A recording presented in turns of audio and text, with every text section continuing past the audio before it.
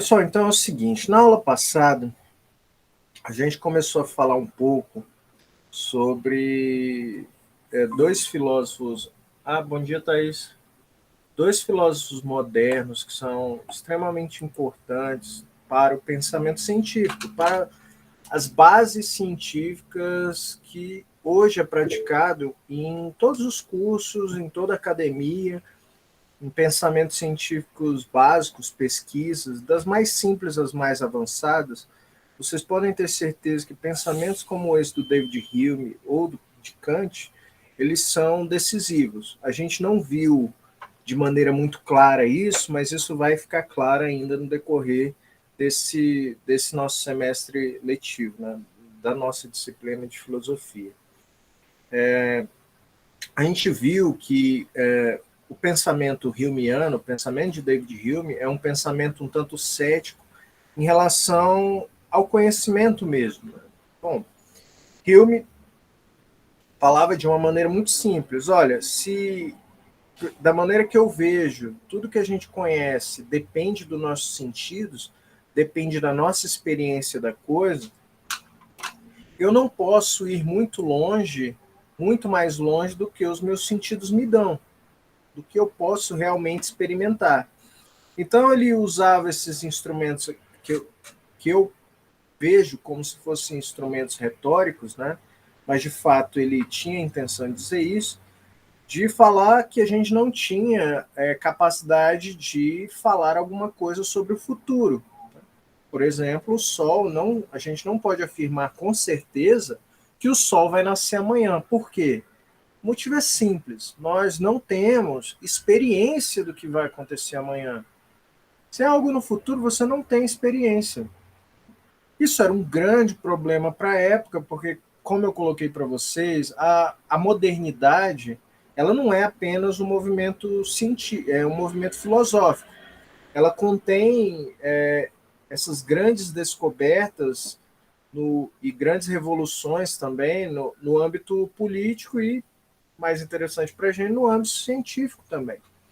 Né? Então, a física newtoniana estava no seu ápice ali, era moda, era o que tinha de mais avançado, né? Eu falei brincando até numa aula ontem, né? Física newtoniana era como se fosse o iPhone 13 na telefonia, assim, todo mundo quer, é o que a gente tem de mais avançado, era o mais, digamos, elegante do ponto de vista intelectual. Então, as objeções de Hume eram muito pesadas para uma época de entusiasmo com o pensamento científico. Né? E Kant, na sua grande genialidade, também um entusiasta do pensamento da época, né? Um pensador iluminista, ele via também com preocupação essas objeções de Hume, porque ele via que fazia sentido. Olha, as objeções do Hume fazem total sentido. Peraí, como é que a gente consegue ir além da nossa experiência? Né? Como? Como é possível isso?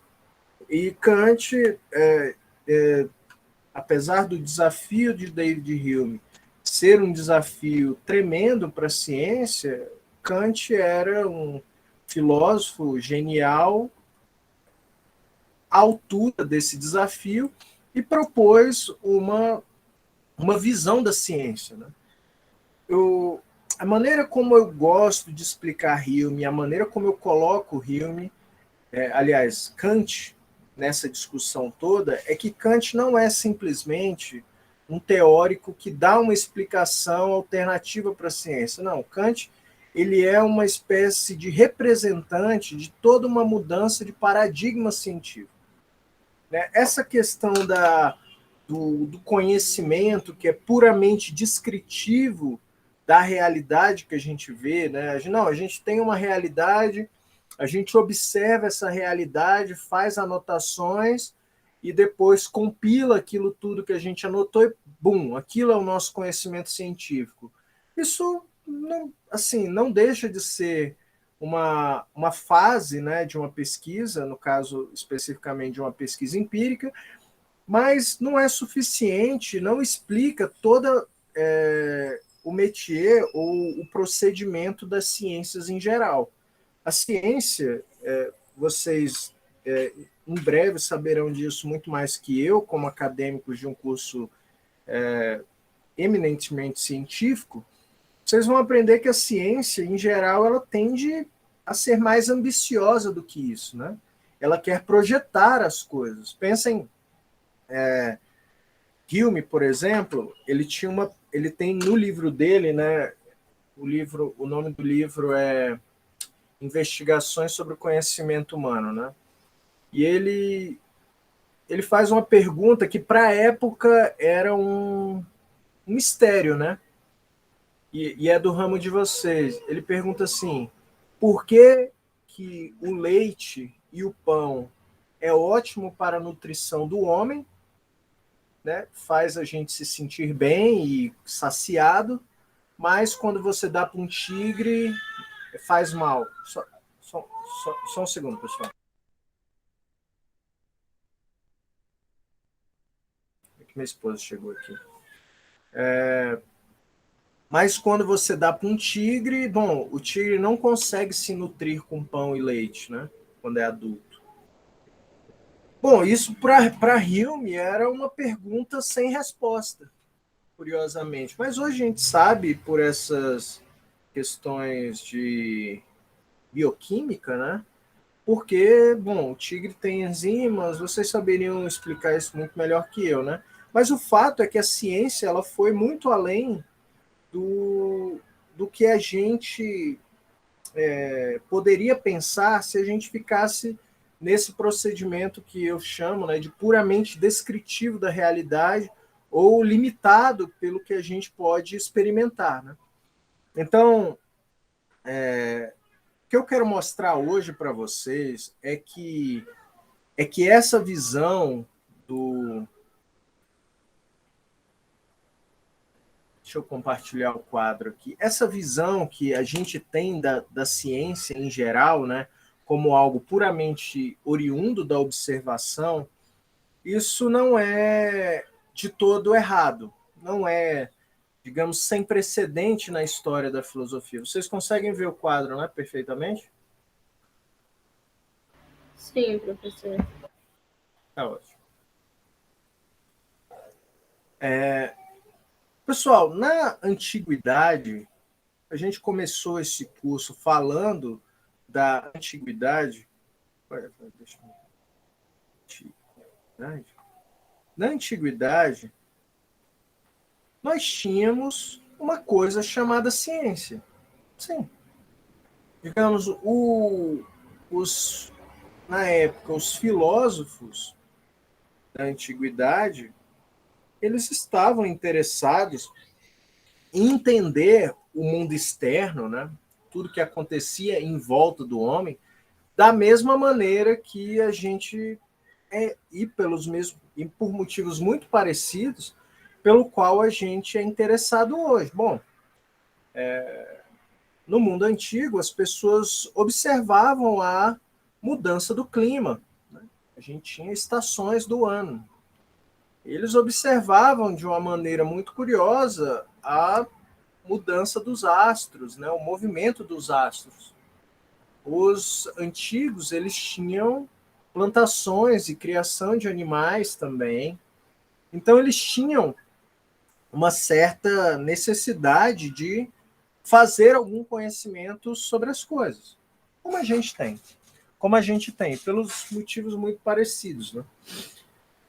A grande questão é que, como a maneira como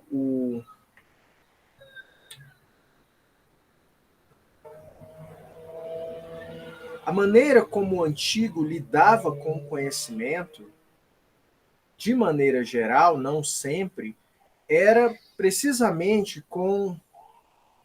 Só um segundo, pessoal.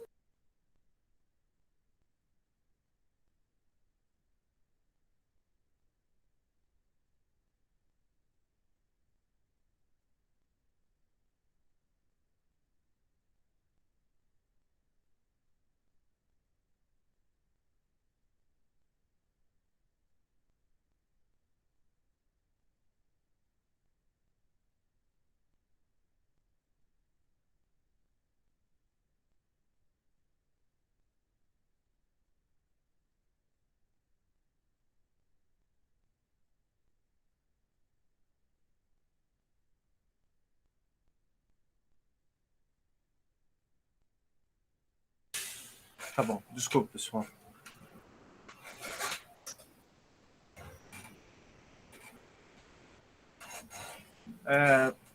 O conhecimento na antiguidade era um conhecimento que a gente costuma designar como puramente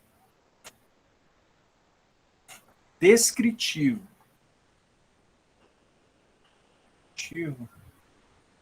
Vamos colocar aqui de maneira, em geral.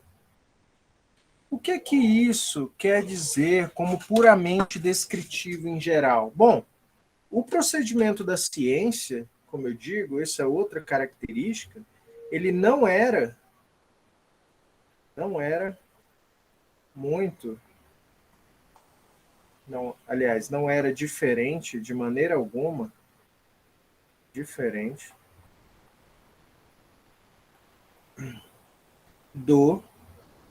da filosofia.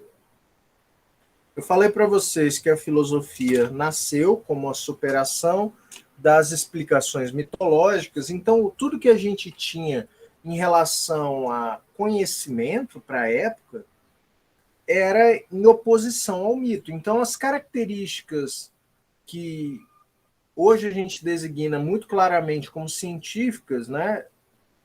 E agora que eu estou designando como uma ciência da antiguidade, eram, na verdade, o método científico. A grande questão é que o pensamento científico... bom, se o pensamento científico era confundido com a filosofia, a gente tinha diversas maneiras de... Marcelo? Bom dia, Marcelo. A gente tinha diversas maneiras de lidar ou de adquirir esse conhecimento que eu tenho colocado aqui como descritivos, né? No caso, um procedimento, vamos colocar aqui, racionalista da coisa,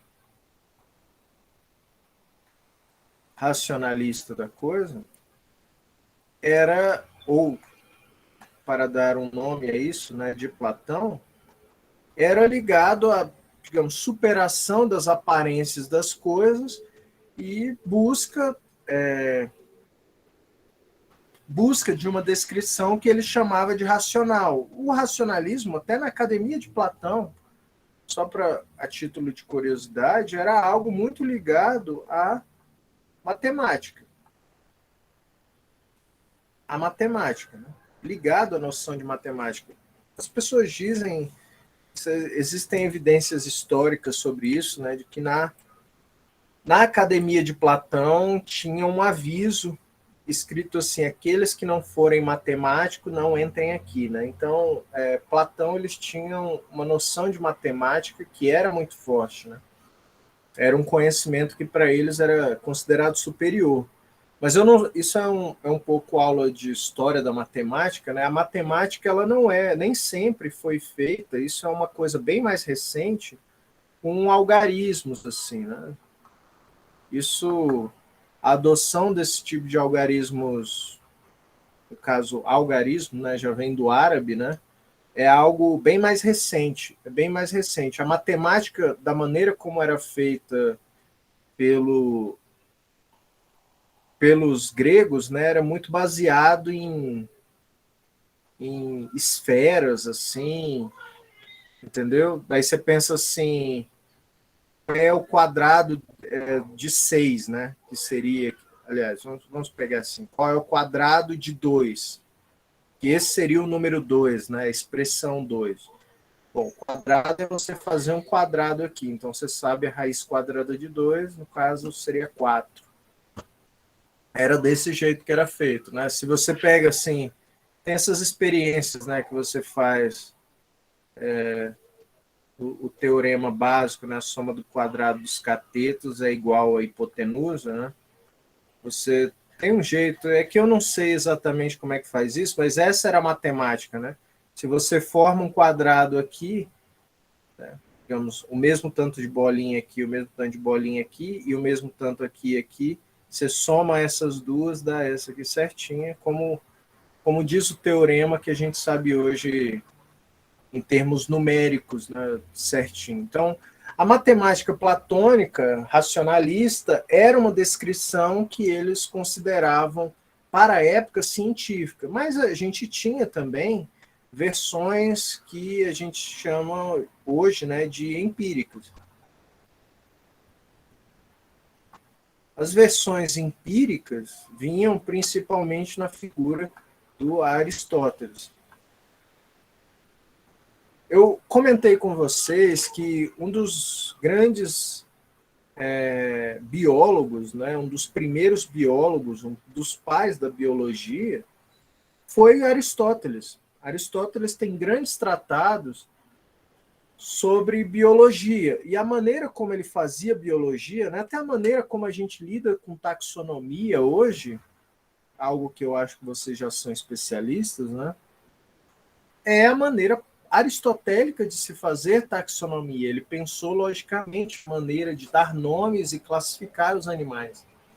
Bem interessante isso. Não, porque tiveram algumas modificações, né? Mas Aristóteles, nesses tratados sobre biologia, Aristóteles ele descreve muitas coisas. Descreve o crescimento de alguns animais no útero, funcionamento da respiração, ele descreve, dá nomes a diversas espécies de animais e tudo mais. Então, digamos, a base científica, né, a maneira de se fazer, fazer ciência, tinha representantes marcantes na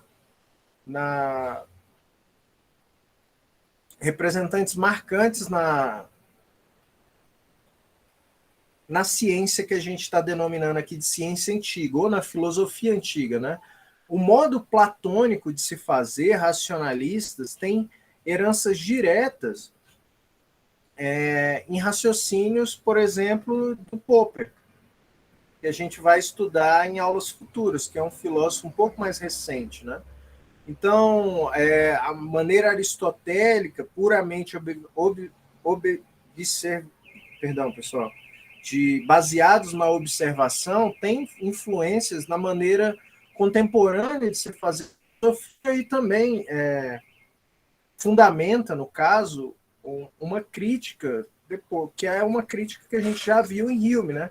Digamos, de dizer que essa simples observação ela serve para alguns propósitos científicos, mas não servem para outros. A questão é que na ciência antiga, que tinha esse fundamento aqui puramente descritivo, a observação era praticamente suficiente, porque não tinha muito para onde ir, né? Esse é uma questão que a modernidade, no fim, vai modificar. Além de, a gente costuma dizer, né, puramente descritivo, ou, dentro do espírito filosófico, né, uma ciência que a gente chama de teorética ou contemplativa. Vocês não conseguem, se vocês pararem para pensar um pouco, né, pensar em ciência hoje dessa maneira, como algo contemplativo. Isso por um motivo muito simples. Vocês conseguem, assim, pensar mais ou menos por que a ciência não pode ser puramente contemplativa ou teorética hoje? Bom, porque ciência tem que servir para alguma coisa. Ciência está aí para servir a gente, para ajudar, no caso, a melhorar a vida humana. Tem que ter uma aplicação. Se vocês, digamos que vocês vão entrar para o doutorado, ou vão entrar em uma empresa, numa área de pesquisa, né? Uma empresa que produz ração.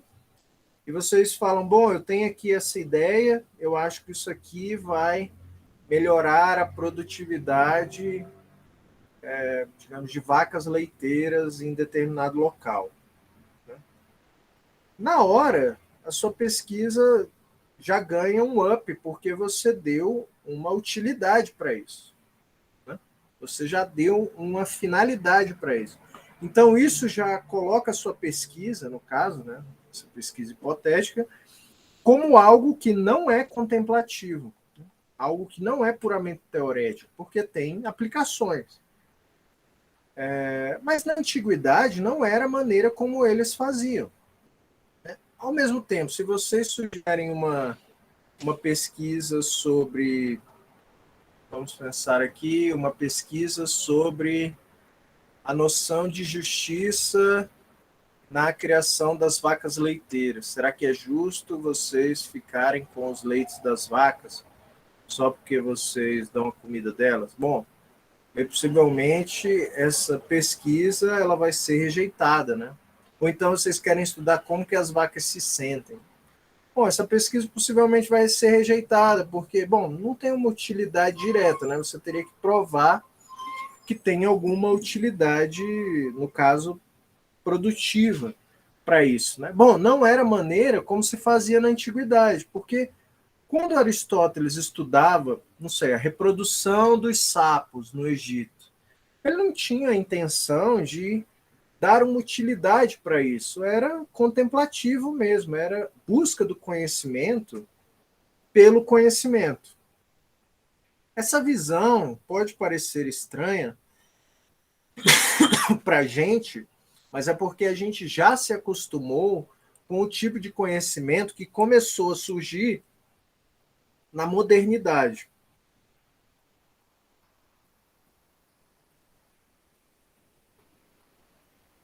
O marco da modernidade, como eu já disse para vocês, é a física de Newton. Esse é o marco científico da modernidade. Né?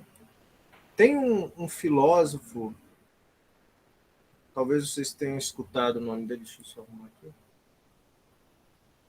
Escutado o nome dele. O nome dele, ele resume muito bem o espírito da ciência moderna, né? Francis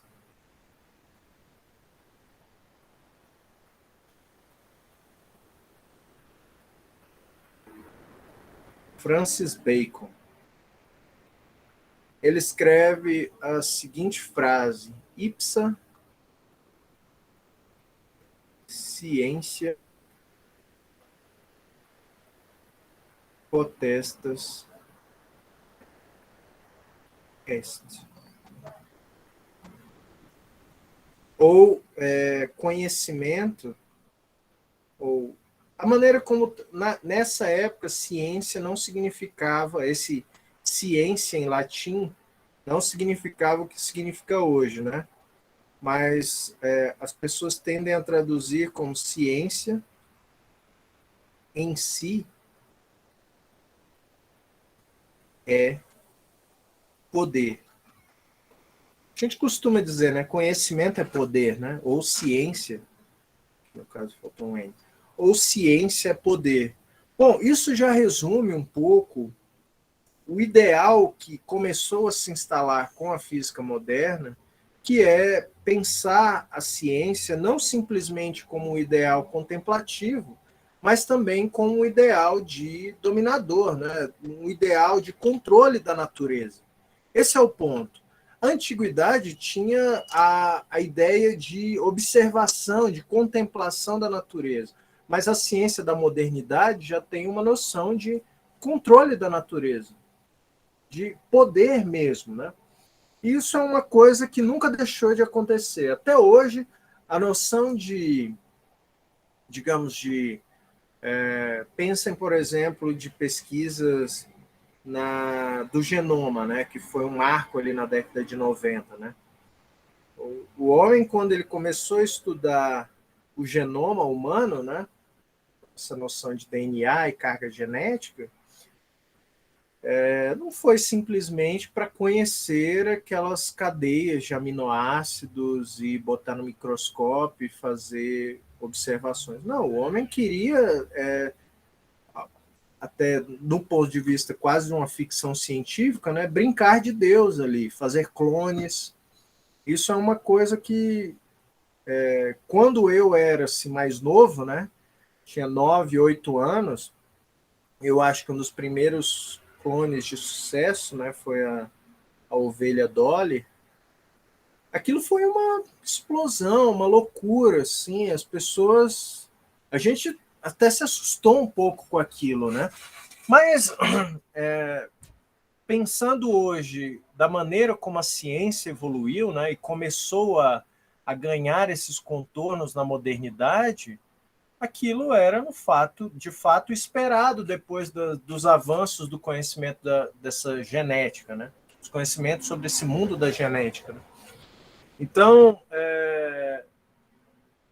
digamos, de Aristóteles observando sapos e tentando classificar até o clone da ovelha Dolly, né? Hoje em dia vocês podem até me falar, eu não sou um conhecedor desse campo, né? Mas hoje é normal fazer clonagem de animais, não é? Não é? Eu acho que eu já li em algum lugar assim, digamos, você tem um cavalo premiado, assim, ou um touro muito bom. Você pode fazer clones dele, não pode? Sim, Ok. professor. É uma coisa comum. Pois é, mas há 20 anos atrás, a primeira vez que clonaram um animal, nossa, o mundo virou de cabeça para baixo. Foi uma loucura. Foi uma loucura. Eu acho que muitos de vocês não eram nascidos ainda. Eu sou mais velho que vocês, né? Mas eu era moleque ainda. E quando falaram esse negócio de clonar a ovelha, esse primeiro clone de sucesso, né? Que não faleceu, foi realmente um, uma loucura, né? Então, o que mudou? Qual o paradigma que mudou? Bom, o paradigma da mudança, de fato, foi a modernidade, né? Eu coloquei para vocês aqui, só explicando rapidamente o que é a modernidade, né? Que a gente tem o período medieval, eu não vou colocar filosofia, porque o período medieval ele é um movimento completo, não é só filosófico, né? E a gente passa, aqui no medieval, uma lógica meio que teocêntrica, né? Teocêntrica. Quando passa para a modernidade, o homem passa a ser o centro. Então, digamos, aquela dominação da igreja, a maneira como as coisas foram colocadas, na modernidade isso foi suplantado. Então, o homem, digamos assim, as faculdades humanas, a maneira como o homem abordava, inclusive abordava a natureza, né, passou a mudar. Então, a modernidade ela é um grande marco nessa noção do homem tomando o controle da natureza e não só se deixando controlar. Né? No caso aqui no medievo, o homem ele era um objeto do controle divino. Divino. E na antiguidade, a gente pode dizer que o homem era uma espécie de objeto do controle da natureza. Da natureza mesmo. Né? Vocês podem pegar até em uma espécie de filosofia da liberdade. Né? Na antiguidade, o homem era refém da sua natureza. Né? O homem, digamos, o homem é um animal racional e tudo mais, mas certas pessoas têm uma determinada natureza de serem líderes, até com influências na política. Né? O medievo, a liberdade que a gente tem é uma liberdade dada por Deus. Né? O conhecimento era dado por Deus. A política era definida pela igreja, pela religião. Né? Então, na modernidade, existe uma espécie assim de grande rebelião contra esses controles e o homem ele passa a ser o centro e no caso Francis Bacon com essa frase, né, do conhecimento é poder, a ciência é poder, ele resume muito bem o que passa a acontecer, né? O homem ele já não está interessado em contemplar a natureza, mas está interessado em controlar essa natureza de alguma maneira, de alguma maneira. O conhecimento então ele passa pela primeira vez, né, a ser necessariamente o conhecimento que tem alguma utilidade. Eu sempre gosto de colocar essa frase aqui só para perguntar para vocês de quem que vocês acham que é isso aqui. De quem que vocês acham que é essa frase aqui? Pode escrever no chat.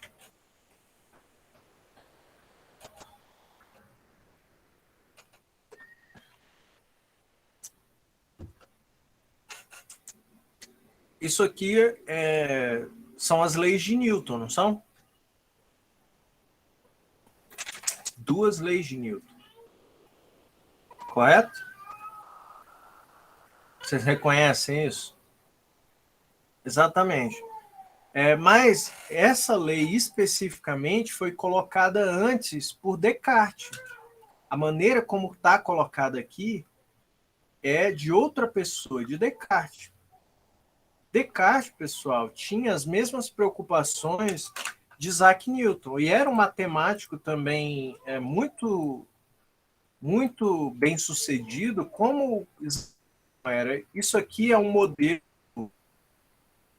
da mecânica do Descartes. Ele explicava as coisas em termos de vórtices e turbilhões, né? Para ele, a matéria, o movimento da matéria era dado por turbilhões, por giros, assim, né? Então aqui tem uma pequena representação da gravitação, da maneira como Descartes via as coisas, né? Isaac Newton, no caso, conhecia a ciência da natureza do Descartes, né? Mas ele achava que isso aqui não era passível, não passível de cálculo. Então, para Isaac Newton, aqui, isso era inútil, né? Se você não tem a capacidade de calcular e de prever, e no caso, em última instância, de controlar o movimento das coisas, e era disso que se tratava, disso que se trata, na verdade, a mecânica, né? A mecânica geral ou a física de Isaac Newton. Bom, pouca utilidade tinha. Então, Isaac Newton afastou essa física do Descartes de vórtices e turbilhões e criou a própria física dele, né? Com o seu cálculo, né? Vocês sabem que vocês bem possivelmente vocês têm cálculo na grade de vocês? Não, né?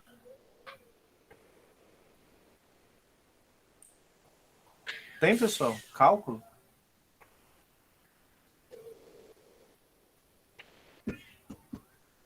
Tá. Tá. Pois Isaac Newton, ele não é só um grande físico, né, nesse sentido de explicar as leis da física, mas ele foi um grande matemático, né? O cálculo foi inventado, os desenvolvimentos do cálculo foram inventados por Isaac Newton. É um dos grandes feitos do Isaac Newton, né? Então, a matemática, nesse sentido, na modernidade, se tornou, no caso, a expressão da razão. Então, a razão, da maneira científica, né, da modernidade,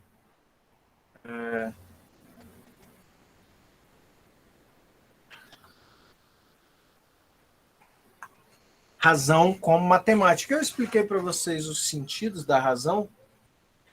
Um dos sentidos de pensamento racional na história do pensamento humano como um todo é pensamento como matemática. E na modernidade, essa noção de pensamento matemático ganhou muito mais força.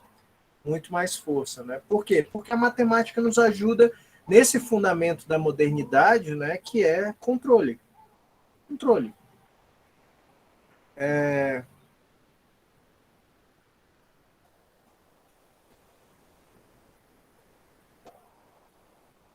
Pessoal, apenas colocando aqui, o que isso tudo tem a ver com filosofia, né? O que esse controle que eu tenho colocado como uma marca do pensamento científico moderno tem a ver com as coisas que, por exemplo, vocês viram na aula passada. Tudo a ver, pessoal. Inclusive, essa parte aqui da modernidade como uma expressão da vontade humana sobre a natureza. Veja, se como no pensamento humeano, a gente ficasse esperando a natureza nos dar as respostas, né, digamos, com base na pura observação, isso foi o que Hume disse, a gente não ia chegar em lugar algum, né? Ou o que Kant chamou da ordem da sensibilidade. A gente não ia chegar em lugar algum. A natureza ela só vai nos dar algumas coisas, né? A gente pode chamar isso caso de dicas sobre o que está acontecendo. O real conhecimento, né, ou que Kant fala, esse salto que a gente dá além da sensibilidade, já é o passo que a gente pode chamar de racional. Racional. Kant chama propriamente, né, de uso das faculdades da razão. É isso, pessoal, que vai fazer o homem dar um salto na coisa. Veja, é muito diferente você, do ponto de vista teórico, você esperar a natureza te dar respostas numa espécie de raciocínio indutivo, né? Então, o homem, a gente vai aprender isso, inclusive, na aula que vem, né? O homem, como Popper diz, né? Ele tende a lançar as suas ideias sobre a natureza, né? Popper, especificamente, ele diz que o homem formula hipóteses, e hipóteses são como redes que o homem joga para capturar as coisas na natureza. Ele tem essa analogia, né? O cientista, no caso, ele joga suas hipóteses na natureza para capturar alguma coisa. Né? Popper é um teórico recente, né? E é mais ou menos essa a ideia filosófica kantiana. Veja, a sensibilidade não vai dar a natureza em si, a contemplação da natureza não vai te dar nada. O que o homem tem que fazer é jogar a sua razão sobre a natureza e tentar capturar alguma coisa. Veja, pessoal, isso já bota o que é mais decisivo aqui em um pensamento que a gente chamaria de científico.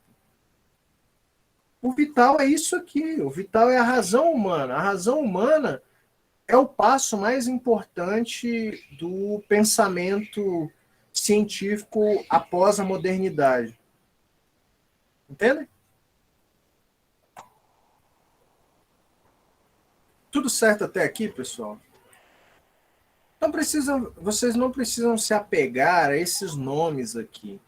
Mas eu quero que vocês entendam um pouco, porque isso tem influência no pensamento científico, na real ordem das coisas. Na real ordem das coisas. Veja, quando o cientista está falando sobre alguma realidade, ele está falando em parte do que é a realidade, né? Porque o seu conhecimento ele se baseia, pelo menos no início, na realidade, mas existe também uma parte, uma contribuição que é humana na formação do processo científico, né? Então não é uma coisa que a gente poderia chamar, né, que se costuma chamar como a crítica de um pensamento científico mais ingênuo, né? Não se trata de um puro descritivismo. Não se trata disso. Mas existe no pensamento científico uma natureza que a gente chama de normativo. É o homem impondo a sua vontade ou a sua razão sobre a natureza. O próprio termo ciência, apenas para a gente encaminhar para o final, dessa aula aqui, né, discutir as últimas coisas, né? Tudo isso, pessoal, culminou, ao fim e ao cabo, com alguns critérios do que a gente chama hoje de ciência. Até esse momento aqui, no momento kantiano, tudo que a gente chamava de ciência era o que eles chamavam de filosofia da natureza. Eu até coloco aqui a capa do livro do Newton, né? Do Isaac Newton. Não está escrito aqui na capa do seu livro, né? Ciência. Você pode procurar aqui, não tem nada escrito ciência, né? Na verdade, o que está escrito é filosofia natural, princípio matemático. Era isso, foi sobre o nome de filosofia natural que surgiu o nome, que surgiu, no caso, os princípios da física como a gente conhece hoje, né? Essa física que a gente aprende no ensino médio. A química aqui, que o Lucas citou, né, que é onde vocês têm cálculo, essas descrições sobre o átomo, o próprio nome átomo, ele é um nome criado por Demóstenes, um filósofo pré-socrático na época da cosmologia. Então a filosofia até esse momento, digamos, até o meio da modernidade, era muito conectada com o pensamento científico, né, da maneira como a gente conhece hoje. O nome ciência, ele foi primeiramente usado por um filósofo do século XIX, chamado William Whewell. Foi ele o primeiro, era britânico, a primeira vez que usou o termo ciência para designar o método que a gente utiliza até hoje, né? Até hoje em dia, a gente tem resquícios dessa herança, né? Digamos que vocês querem fazer um doutorado, vocês, depois de terminar o doutorado, vocês vão ter o título de PhD. PhD quer dizer literalmente doutor em filosofia. Significa que vocês sabem, são doutores nessa filosofia que eu estou dando aqui para vocês? Não, né? Mas porque antes toda pessoa que se tornava um acadêmico de alguma coisa era como se fosse especialista em um tipo de filosofia, né? E hoje em dia, mesmo que o seu doutorado seja em um ramo puramente científico, né? Vamos dizer em química aqui, você vai receber o título de doutor em filosofia, né? Philosophy Doctor. Isso é um lembrete. Aliás, uma espécie de resquício de uma época em que toda a ciência era designada como filosofia. Então, William Whewell, pode falar, Marcelo.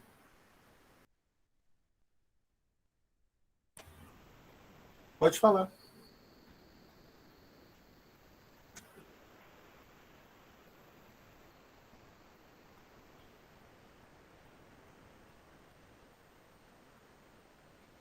Marcelo,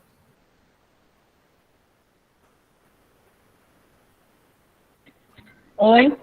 pode falar. Não, é que eu apertei sem querer, professor. Ok. Sem problema. De novo? Sem querer? Tá bom.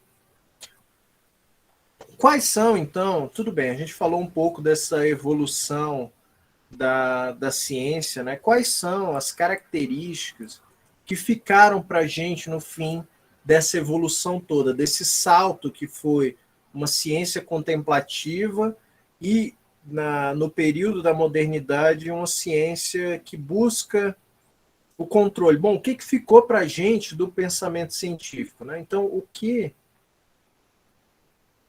a ciência busca? Busca. Primeiro de tudo, pessoal, objetividade. Veja, ciência não é algo que depende de sentimentos pessoais ou objetividade, né? Ou de uma pessoa determinada estar falando. O que a objetividade traz? Não depende de sentimentos e nem depende de autoridades.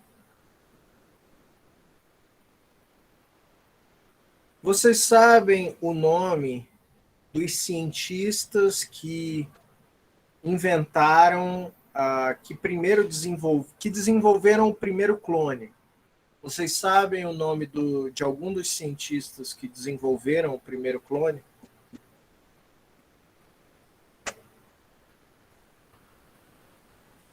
Não sabem. Mas mesmo assim, a gente confia, no caso, né, na técnica. Só um segundo. A gente confia na técnica. Vocês podem não saber o nome dos cientistas que, não sei, inventaram determinado tipo de adubo ou determinado tipo de ração eficiente para a criação de porcos, determinado tipo de porco, ou que aumenta a produtividade do tipo de porco. Bom, por quê? Porque é objetivo. Se o pensamento é científico de fato, né, ele não depende de você ter uma inimizade com determinado cientista e não depende também da autoridade daquele cientista, porque é objetivo. Vocês estão entendendo? É muito diferente, veja, só para te dar um paralelo para vocês sobre um tipo de pensamento que hoje a gente classifica como não científico. Pensamento político. O pensamento político ele não é objetivo, porque ele depende dos seus sentimentos, depende de um argumento de autoridade, se determinada pessoa que está falando, você não acredita. Se é outra pessoa que está falando, você acredita. Isso, bom, não condiz muito com o padrão científico, nem com o padrão racional que a gente associa com a ciência. Outro padrão interessante que ficou da ciência é a busca por medida. Mais uma vez aqui, a ideia aqui é de matemática. Veja, se vocês forem fazer uma pesquisa um dia, eu estou dando uns exemplos aqui, se vocês tiverem exemplos melhores, vocês podem me falar, mas pensem que vocês estão querendo testar um novo tipo de suplemento animal.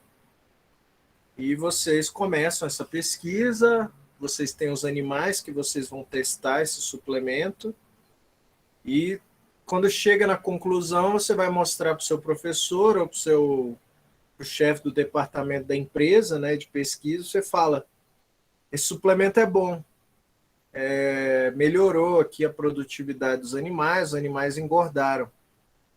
Vocês acham que isso seria suficiente para o seu professor ou para o seu patrão? Não seria. Por quê? Porque está faltando... Pode falar, Thaís. Eu ia falar que não seria mesmo. Não seria. Por quê? Porque está faltando quanto? Né? O seu patrão ia perguntar, melhor quanto? Né? Ou o seu professor ia perguntar, não, no teu relatório você não colocou quantos quilos começou, quantos quilos evoluiu, qual a porcentagem. Depois, se você for pensar em uma proposta negocial, quanto que você gastou, para pensar em termos de viabilidade econômica. Tudo isso, pessoal, é derivado de uma espécie de racionalidade que a gente tem ligada à noção de medida. Mais uma vez, comparando com um âmbito do pensamento que a gente não considera científico, A política não tem medida.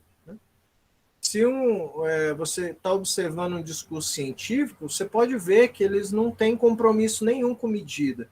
Fala, não, a vida do brasileiro, se eu for eleito, a vida do brasileiro vai melhorar. O que quer dizer melhorar? O que quer dizer melhorar? Em números, isso não está expresso. Esse é um dos motivos pelo qual a gente coloca em termos da política, pelo menos o discurso político, como um discurso muitas vezes até irracional, porque a gente não tem a prática política não tem essa noção de medida como o discurso científico tem. Então essa é uma característica, veja, derivado da noção moderna principalmente da noção moderna de ciência que ficou para o paradigma científico contemporâneo. Outra questão, a ciência é universalizante.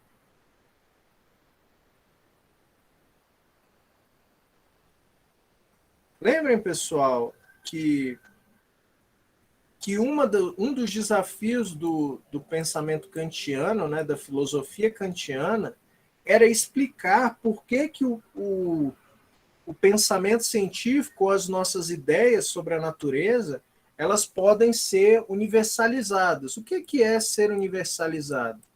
Universalizada é valer em todo lugar, ou então, vou colocar nesses termos, não depende de tempo e espaço. O que isso quer dizer? Veja, os fenômenos que a física newtoniana explica hoje, por exemplo, a queda dessa caneta quando eu solto, são as mesmas leis capazes de explicar um fenômeno que vai acontecer daqui 100 anos e um fenômeno que aconteceu há 1000 anos atrás. Por exemplo, a passagem de um determinado cometa ou a posição dos astros, né? A física newtoniana lida com isso também, né? Nesse sentido que a gente gosta de pensar sobre a ciência ser universalizante, entende? Então, para o pensamento científico, não faz sentido você falar, por exemplo, em uma bioquímica brasileira. Não faz sentido isso. Não faz sentido em uma bioquímica brasileira. Por quê? Porque se você está falando de uma ciência da biologia e química, você está falando em uma coisa que vale aqui no Brasil e vale, sei lá, na Dinamarca também. Vocês estão entendendo? Nem sempre é assim. Pense mais uma vez comparando com o pensamento político, com o discurso político. O discurso político não é um discurso universalizante. Desculpa, pessoal. Não é um discurso universalizante. Porque o discurso político é algo próprio do nosso tempo, né, do Brasil, de um próprio local e de um próprio tempo. O discurso que vale agora, bem possivelmente daqui 5 anos, ele vai ser um lixo. Não vai servir para nada. A gente acompanha isso no noticiário sempre.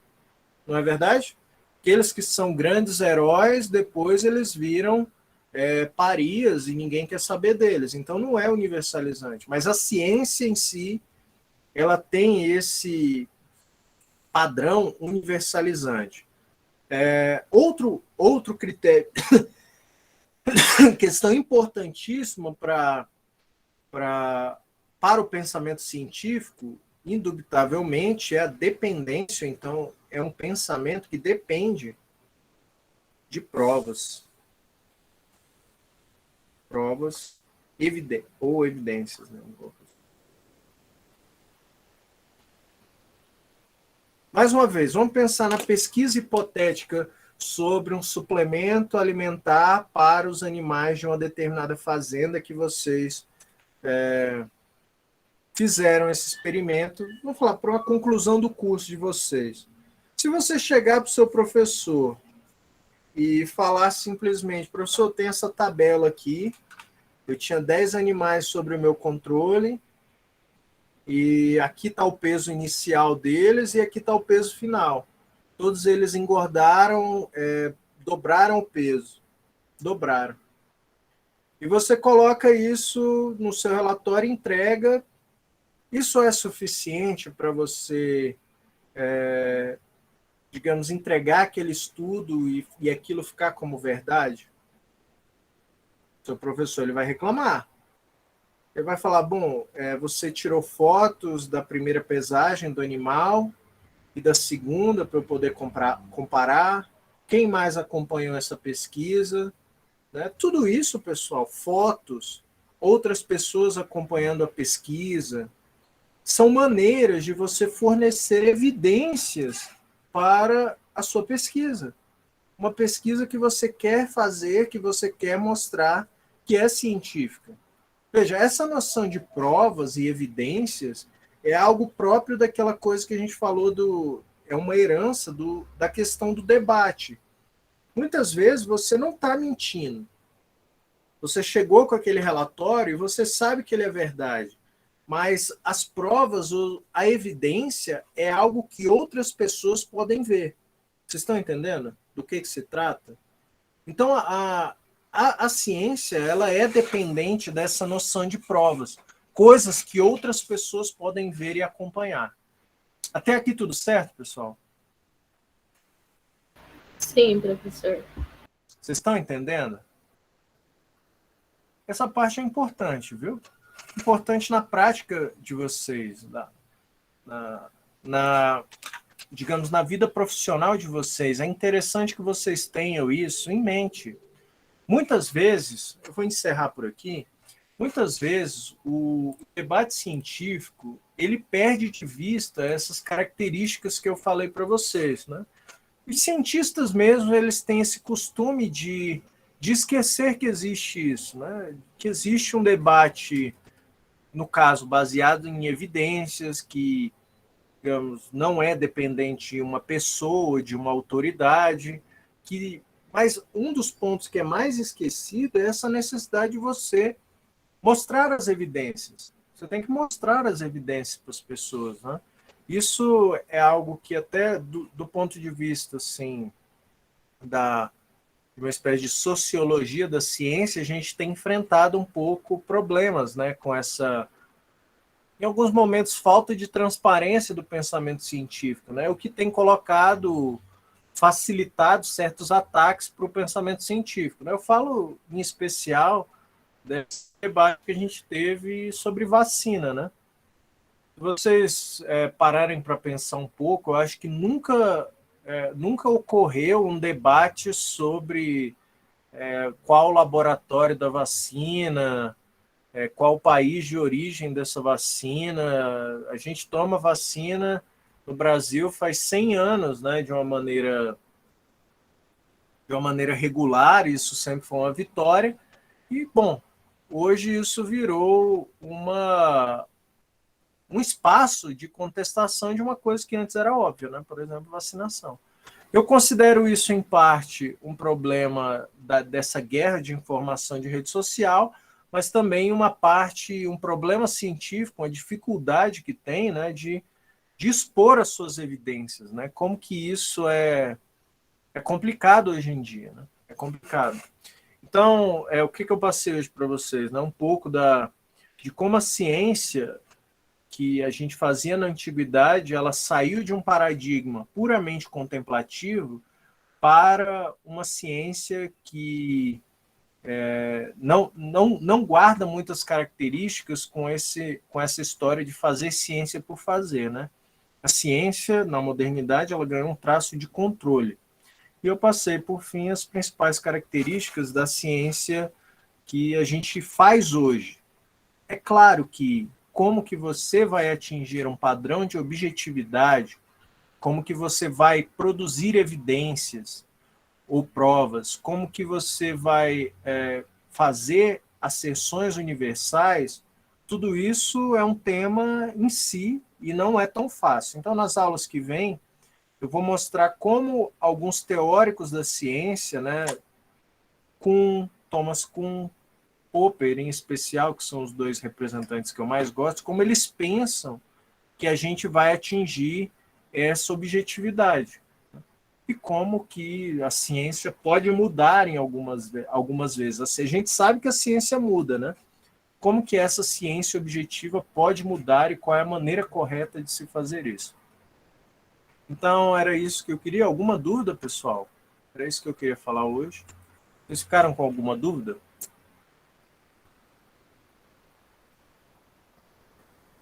Então tá ótimo, eu agradeço a participação de vocês. Sempre que tem algum aluno ou outro, ajuda bastante na aula. E na aula que vem a gente vai continuar esse bate-papo sobre pensamento científico, ok?